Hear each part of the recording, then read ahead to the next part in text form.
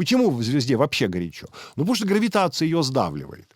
Гравитация самой звезды, она сама себя сдавливает. То есть гравитация, звезды зажигает гравитация. Горит не за счет гравитации, но зажигает гравитация. То есть, грубо говоря, понятно, что это невозможно, но если бы мы высадились на эту звезду, нас бы там просто расплющило бы. Ну да, и, может быть, и другой. И мы бы нее потом, нам не хватило бы, нам была очень мощная ракета, нужна была бы, чтобы стартовать. Другой способ сказать то, что вы сейчас говорите, то, что звезда не может быть слишком маленькая.